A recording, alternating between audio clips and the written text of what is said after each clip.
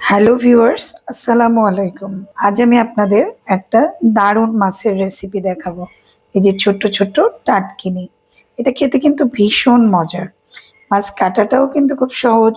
এখন আসলে মাছ কাটার বয়েই এই মজার মাছগুলো নিয়ে আসা হয় না, কিন্তু বাজারে চাইলেই কেটে নিয়ে আসা যায়। আমি এটা বাসাতেই কেটেছি, সুন্দর করে কেটে ধুয়ে নিয়েছি। আজ এটা 250 চেয়ে বেশি, প্রায় 300 গ্রামের মতো আমি এই ছোট মাছগুলো নিয়েছি। আর এই মাছটাকে আমি এই যে ধুন্দল, গরমের দিনের তরকারি, এই ধুন্দল দিয়ে চচ্চড়ি করব। এটা আমাদের উত্তরবঙ্গে এটা দিয়ে জাস্ট এইভাবে চচ্চড়ি করে, মানে কোনো কিছু না, ভাজা না, কিচ্ছু না।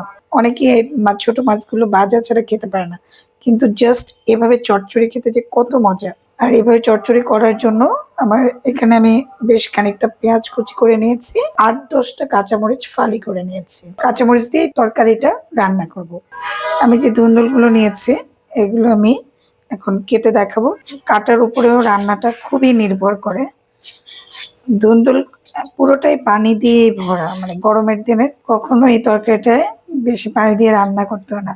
আর যেহেতু আমি চচ্চড়ি করব, সেজন্য এখানে আমি তেমন কোনো পানি ব্যবহার করব না। দেখুন কিভাবে এত মজার একটা তরকারি রান্না করে আপনাদের দেখাচ্ছি।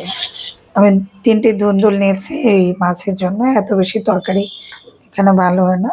তারপরে প্রথমেই আমি ধুয়ে নিয়ে কিন্তু ধুন্দুলটা ছিলে এবার কেটে নিচ্ছি। ধুন্দুল এমনি ধুয়ে কাটতে হয়, সব তরকারি ধুয়ে কাটতে হয়, কিন্তু ধুন্দুল একেবারেই পানিতে ভরা। এই যে দেখুন,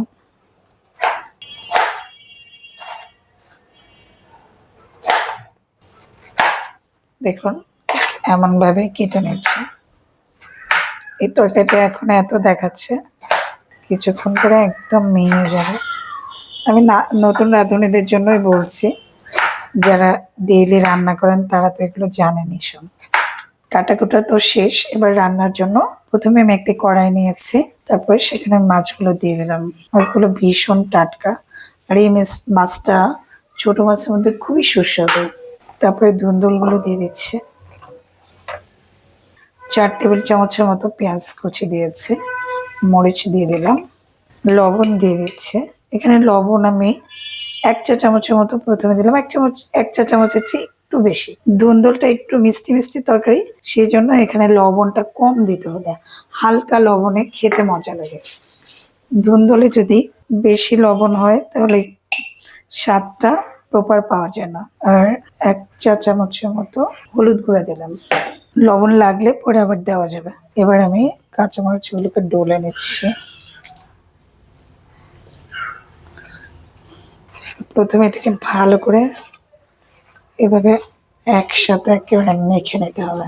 আমি প্রায় অনেকক্ষণ ধরে মাখবো। দেখুন, আমরা আমাদের ওই অঞ্চলে এভাবেই রান্না করে ছোট মাছগুলোকে। যে কোনো একটা সবজি নিয়ে এভাবে রান্না করা, খেতে খুব টেস্টি। প্রায় 4 মিনিট ধরে আমি নাড়লাম। এই যে একদম তরকারিটা আস্তে আস্তে কমে গেছে। এবার আমি তেল দিয়ে দিব। 4 টেবিল চামচের মতো তেল দিয়ে দিলাম। তেল দিয়ে আরো 2-1 মিনিট মেখে নেব। এই রান্নাটা করার আগে আসলে এই প্রসেসটাই মূল। এটার উপরে রান্নাটা অনেকখানি নির্ভর করে। এই যে আমি মাখিয়ে নিচ্ছি, মাখিয়ে নিলে রান্নার স্বাদটা প্রপার পাওয়া যায়। এবার আমি হালকা একটু পানি দিয়ে চুলা জ্বালিয়ে দেবো। এই যে দেখুন, অলরেডি পানি উঠে যাচ্ছে। এবার আমি হাত ধোয়া মতো একটু পানি দিব, হালকা।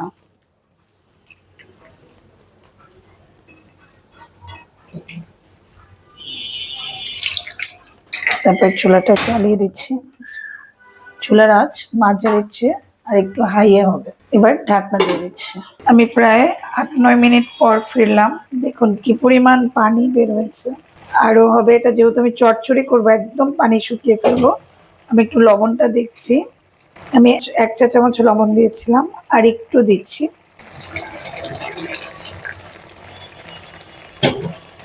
চুলার আঁচটা এবার বাড়িয়ে দিয়েছি, একেবারে ফুল হিট দিয়েছি, দিয়ে আবার ঢাকা দিয়ে দিলাম। আবারও 5-7 মিনিট পর ফিরলাম, প্রায় হয়ে গিয়েছে। এবার আমি একটু উল্টে পাল্টে দিব।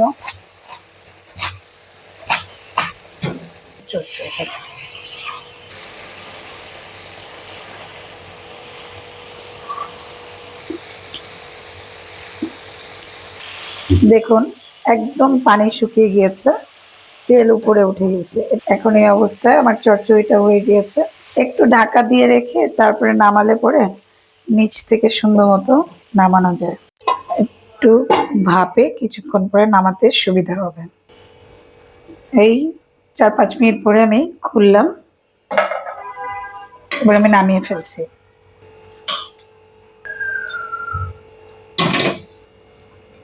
এই দেখুন আমার একটা মাছও ভাঙেনি, কি সুন্দরভাবে আমি নামিয়েছিও। এটা খেতে আলহামদুলিল্লাহ ভীষণ টেস্টি হবে।